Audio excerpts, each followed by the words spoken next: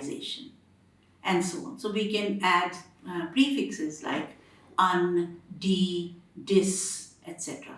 But we must use them correctly. That also requires practice. And then it's very important that our vocabulary is appropriate. We can't use a wrong word that is not appropriate. That will immediately become obvious that you are not able to use that word correctly. So, appropriate means to use a word in the context in which it is needed to be used, right? So, words are like people, they keep certain kinds of company. So, we would say, for example, common example, we would say, beautiful woman, but we won't always say beautiful boy, and we won't say handsome woman. So when we use the word beautiful or we use the word handsome, we know that we have to use it in an appropriate way. Beautiful we may use with woman, handsome we may use with man or boy, and so that is just a small example of appropriacy. You can see that in many ways, in every thing that we describe or idea that we give, we have to use the right word. And further, then we see that vocabulary is split up into parts of speech. You may be familiar what are the parts of speech. Well, the main parts of speech that we are looking at here are nouns, verbs, adjectives, adverbs. So these help us to describe something. Remember that you don't need to worry about the grammar in this sense that you don't need to worry about the terminology, like what is an adjective, what is an adverb. You just have to see when you need to use it. For instance, when you need to describe some action, you will use verbs. When you need to describe an object, you will need nouns. When you describe quality of something, you will use adjectives. When you need to describe how some action is done slowly, quickly, and so on, then you need adverbs.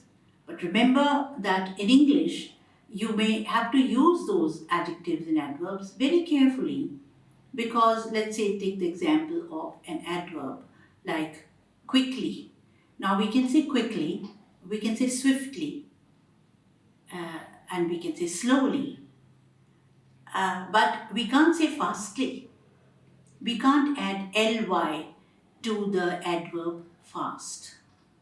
And if you look at the word fast, it can take the place of an adjective or of an adverb. So we can say that take fast action. Fast action, that is an adjective, but he ran very fast. So there we use it as an adverb. So ly is a word form that we will use with some adverbs, but not with all adverbs. So you need to study that a little bit and see that we can say swiftly, quickly, but not fastly. We can say occasionally, ly is there, but we can't say oftenly, right? So we can't add ly to all these adverbs. So these are the specific qualities of the words. So you need to recognize these qualities, and then you will be able to use them right. So when we look at all these features, pronunciation, grammar, vocabulary, taken together, if we can use them well, it all adds up to fluency. Fluency is an ability to go on speaking, not to stop, not to have very long pauses or very long hesitations, to be able to maintain the flow of your ideas, of your thoughts, and your expression, whatever it is that you're talking about. Whichever topic you're talking about, you should have the ability to speak continuously about that topic. So you can, of course, have a little bit of repetition, because when we are speaking, sometimes we like to repeat a sentence. Why do we repeat a sentence? Because we want to create greater effect. We want the listener to remember what we have said. We want to emphasize it more. We want to give importance to what we have said. So we may repeat it. So sometimes repetition is not wrong. However, we can't keep on repeating ourselves all the time. We have to go on to something else. So you have to keep on talking and you have to give the relevant ideas. You can't just keep on talking at random and the ideas will not have any relevance or they won't have any meaning. No, we have to talk about those topics. We can give examples, we can give anecdotes, we can give our personal impressions about something, we can describe some person, but all these things are as a part of carrying on the flow of the speech. And here some strategies are also important, like fillers.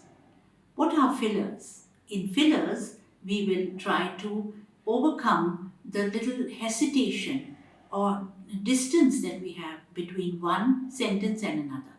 So, suppose we finish speaking one sentence and we don't have an idea about how to start the next sentence. So, we don't want a pause to be there, too much hesitation to be there.